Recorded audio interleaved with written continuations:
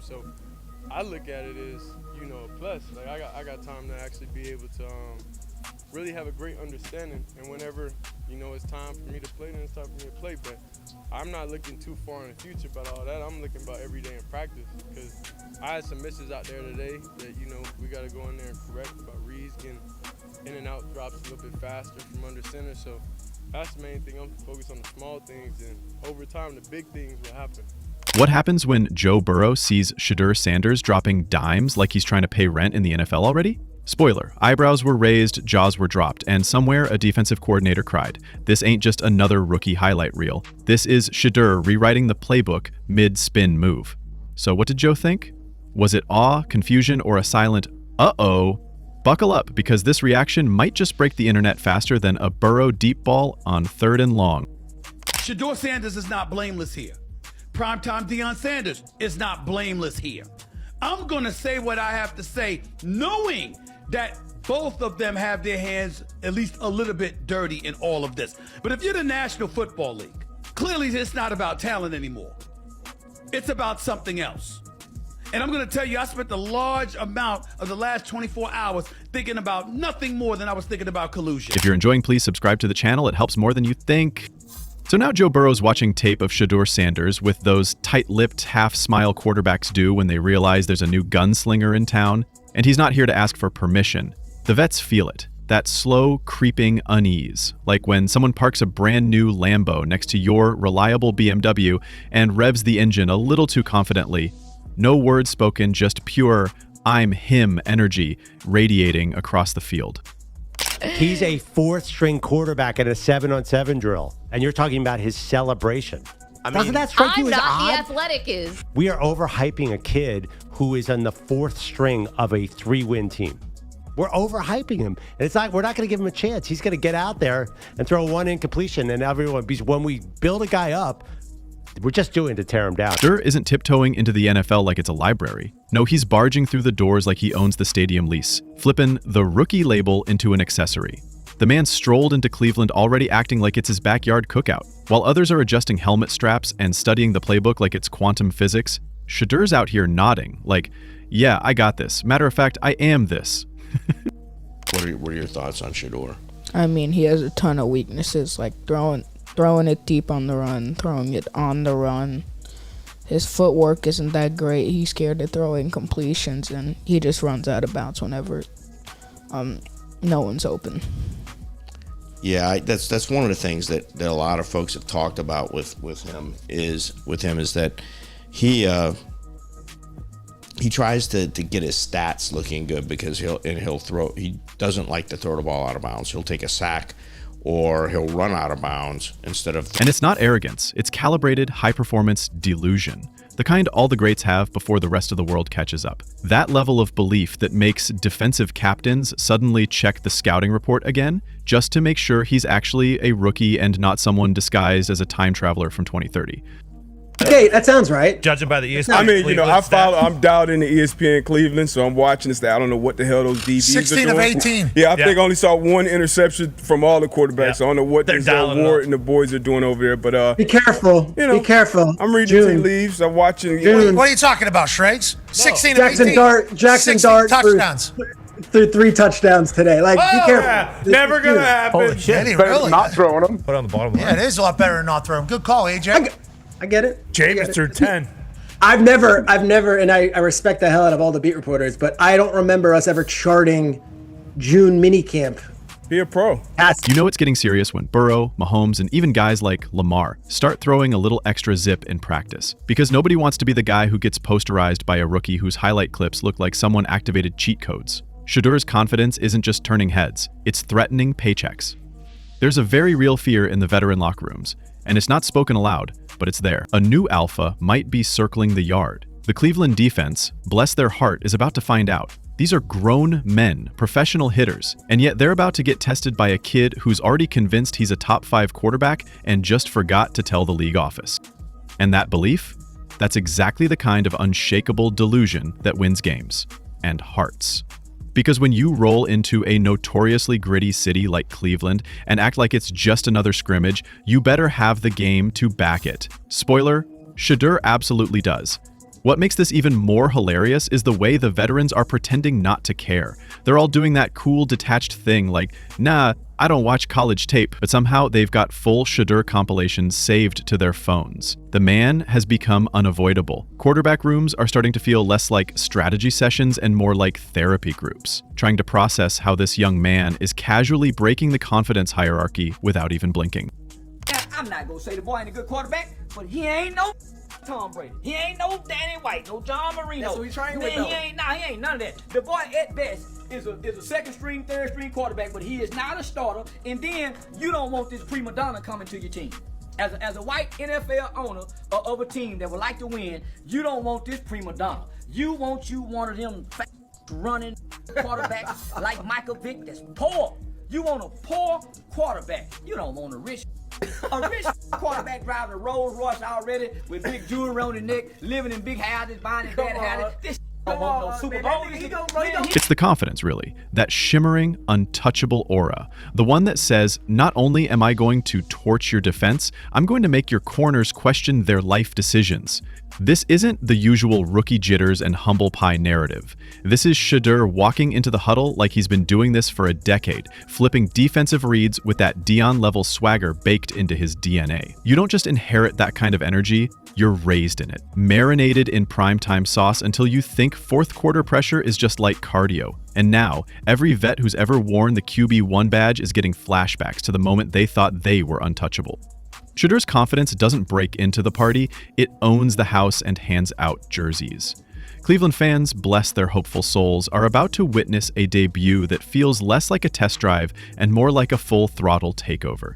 This isn't about easing in or waiting your turn. Shedeur's operating like the NFL forgot to draft him 5 years ago, and he's been letting it simmer ever since. He's walking into his first pro snaps with that already top-tier mentality, and no one, not Joe, not Justin, not Josh, can afford to ignore it.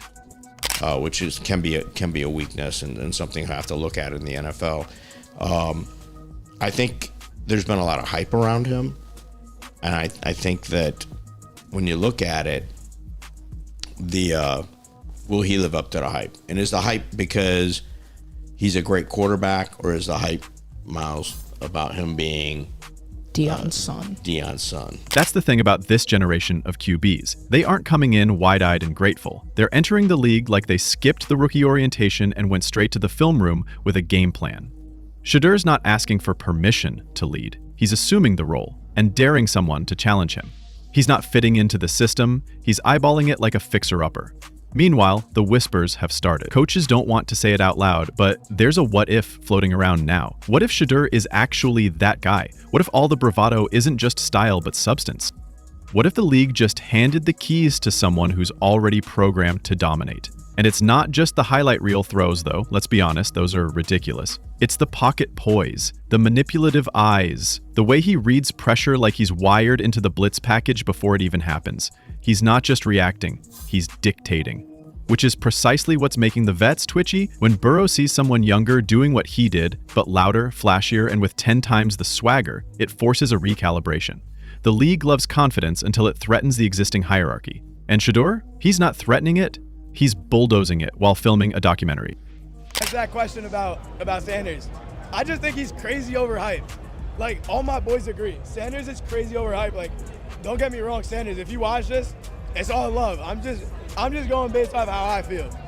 I think Sam Levitt's, I do got that bias because of ASU, but I think he's a way better quarterback than Sanders. I would have loved if we passed up on a quarterback this year, focus up, building the offensive line. I mean, Evan Neal moving to tackle, I don't know how I feel about that. I'm not a big Evan Neal guy, but...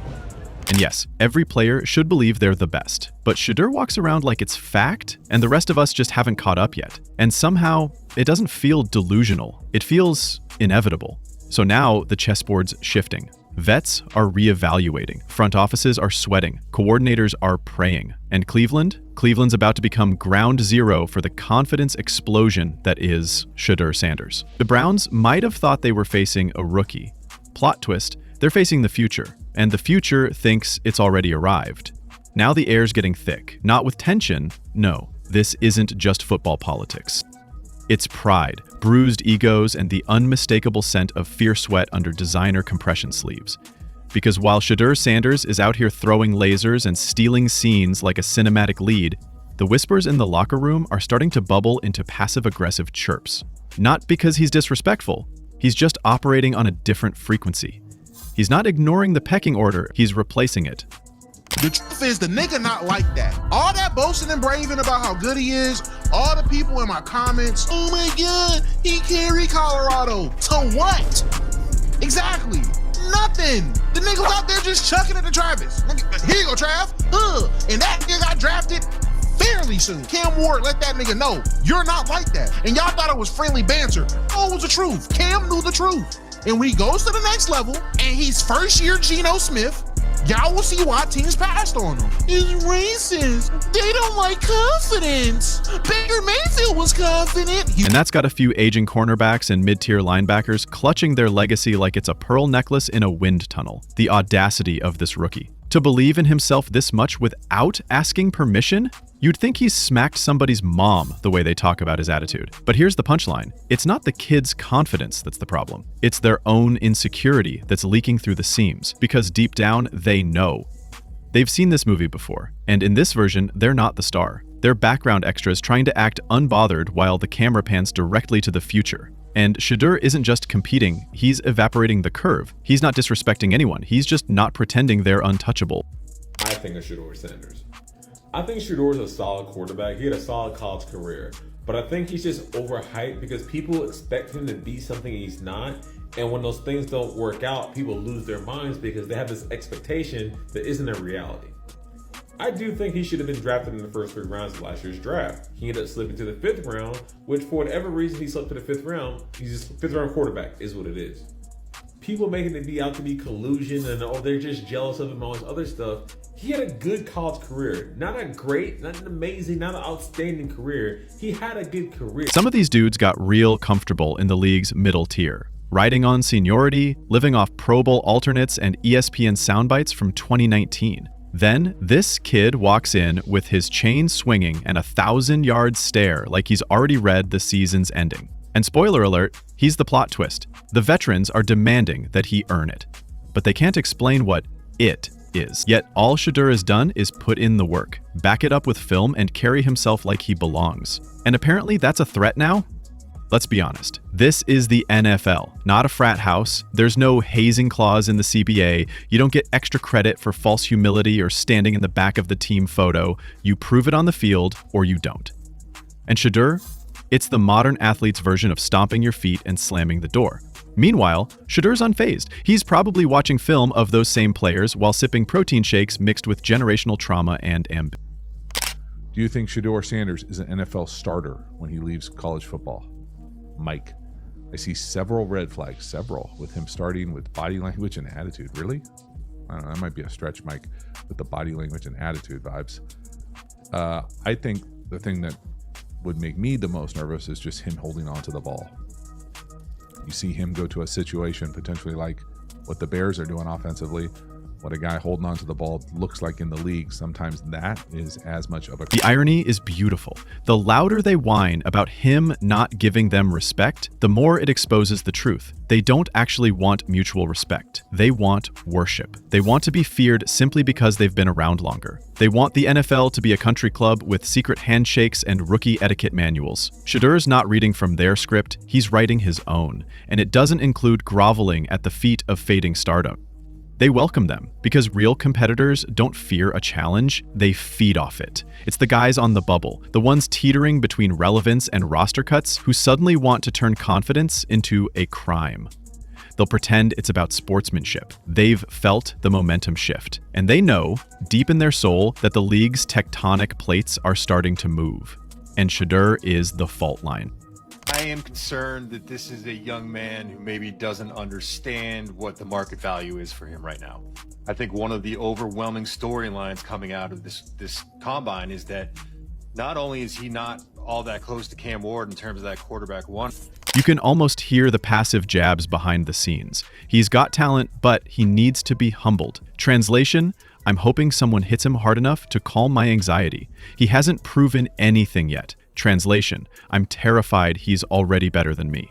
The NFL has long been a league of bravado and chest thumping, and now that a rookie has come in, radiating genuine self-belief, they act like it's the second coming of rebellion. And Shedeur isn't here to tuck egos into bed at night. He's here to launch footballs through the fabric of space and remind the league that talent plus confidence equals a storm you can't ignore. So, let them whisper. Let them moan in group chats and locker room corners. While they're dissecting his attitude, Shedeur's dissecting film. While they're looking for signs of humility, he's looking for defensive schemes to exploit. While they're trying to protect their little pockets of relevance, he's out here rewriting what the new wave looks like. We've known about Shedeur Sanders for so long because it's Deion's son, not because of his talent. And it's like, look, I want the kid to succeed. I feel bad for the kid, but like at the same time, man, it's not because like he's not that guy. He's not that talented in terms of like first round talent. His dad, you're going to hear about it. And the funniest part, in 10 years, those same players will be on podcasts talking about how they knew Shedeur was special from day one. Convenient amnesia. Suddenly the confidence they once hated will be rebranded as aura. They'll talk about how he carried himself like a vet, how he demanded respect by the way he played the game. And the league better get used to it, because he's not waiting for validation. He's dragging it behind him like a cape.